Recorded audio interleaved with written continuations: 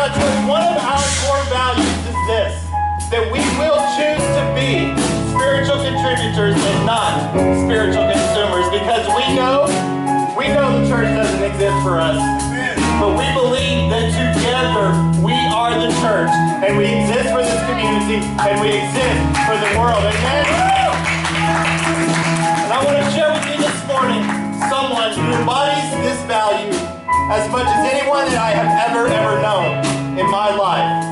And that is my wife Cassandra's grandmother, Miss Retta Mae. Miss Retta Mae, after 95 years of asking God, what do you need me to do?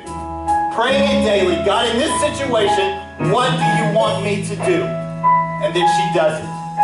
After 95 years of longing to be with her Jesus in heaven, after 95 years, yesterday morning, he answered that prayer, and she got to go home, and she got to be with Jesus.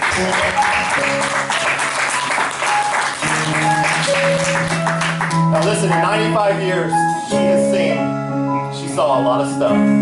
She saw a lot of pain. She saw a lot of struggles. In 95 years, she experienced the death of her parents. She experienced what it was like to lose her husband. Her husband that she served with faithfully as they pastored a church in West Texas. She experienced what it was like to lose her siblings. She experienced what it was like to lose her children. But listen, not one time in her life, not one time did I see her faith ever waver. Not one time, because she knew that God had it. She knew God was in control. She knew it, she believed it, and she lived it. Her only concern was, God, what do you need me to do? What do you need me to do? I know you have it taken care of, but what do you need me to do? Her faith never wavered. Yesterday, as Cassandra and I, we were reflecting back on all the memories, I realized something. I realized, man, I got a ways to go. I got a ways to go.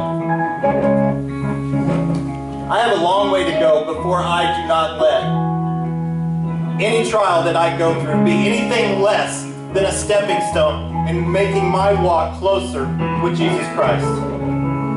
I have a long way to go before I don't let every circumstance or any situation try to steal my joy. And I have a long way to go. I have a long way to go when Jesus says, you need to go do this. Regardless of how big, regardless of how small, there are times when I will question him. Are you sure you're talking to me? I want to share this. One time, we called grandmother. We were going into court over a custody situation with my son. We were about to walk in and we were about to have not a fun situation for our son. We walk in. Who did we call? We called grandmother. We're like, grandmother, can you pray for us? And before we could get the word us out, she was already speaking in tongues, praying with authority, praying dangerous prayers, praying boldly. Man, I have a long way to go when I see someone that's hurting, that I don't question God, I don't negotiate with him. Maybe it's not me, maybe it's someone else. And I just do it. I just do it. I just go and do what he is asking me to do. We are all in a place of taking our next step and growing in our relationship with Jesus Christ. Each and every one of us. For some of us, that may mean that we want to serve him by being part of what God is doing here at Overdrive and serving on one of the ministry teams. That may mean